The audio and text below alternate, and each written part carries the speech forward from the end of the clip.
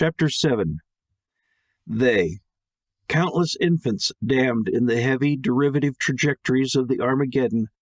dragged the devil down through the catacombs and citadels of their own bodies and the bodies of their kind. The limp arms and abooted torsos make archways and active pits for the podiums to remain buried, and in penance, mossy mushin for the feet. Some survived, and in the mountain, in its size and vertical stretch of the abyss, so many survived. They hand him down, exchanging and trading trusts, some of them awake and vengeful, raging, and some even sleeping in mind. At work, gambling the constraints for the paying of limbs to homage, to control, escorted in order, in line, into each other's linking, constant grasps. Now,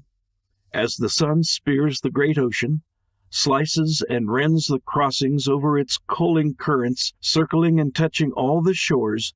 reaching against and over the tides of atmospheric waves, walking and wandering the fringe of licking moisture, always carving a new outflow,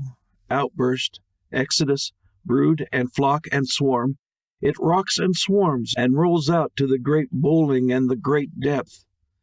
Here, through the devil's mind's eye, the sun looks small in its sphere, in its orbital, suspended, levitating, and reminds him that the joy is in the great, salted blue waters, amassing under and pressed flat and tight against the great, open blue sky to try and swallow, to swell, whir, and consume the lancing, crucifixial sun, righteous, holy, searing in cuts of light, and that it never does. They pull him down through the pile of sin and defilement and abomination that he made for himself, a standing throne, once for a moment, created for that which would sit, but not created by it. At the top, at the very fringe and edge and surface, the upturn of the crisp soil, the minds that were severed in decapitation, luckiest or last, lay in droves and groves on the mountain of bodies, stricken and stunned with their final and yet very close as possible, as close as he could make them, first living, unassumed expression, their first emotion, locked into time and eternity and infinity where they'd fallen, bubbled and rolled into place, into the grade and shelter of the great reliquary, harboring,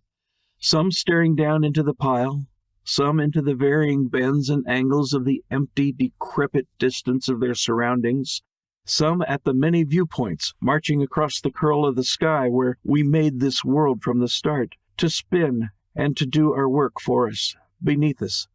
The many dead and released of spirit, glinted and captured of flesh at the preempt of innocence. Aghast at the open solidarity of the span, the direction, the heavy continuing reality and the unbearable whole, the random launches of space and missions of collidance at youngest awareness. They pull him down, in sweat and struggles, reminding him of sand and hot smells, exhaust and power, weakened against his will, without his resistance, without any but transitional restraints, exchanging him, hand by hand, down, down, alive as so many of them are,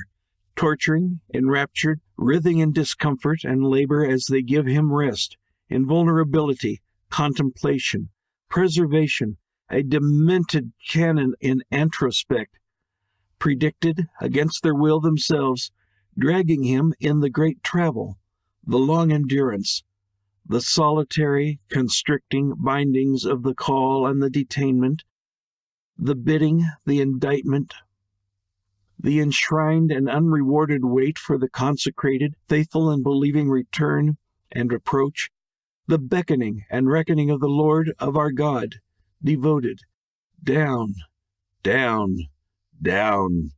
between soft, smooth, wet sheets of smoldering skin and twiddling fingers grown to sizzling coals, down to their furnaces and to the hottest, lowest fire that they can temper, as far from that bright, righteous, burning surface as they can.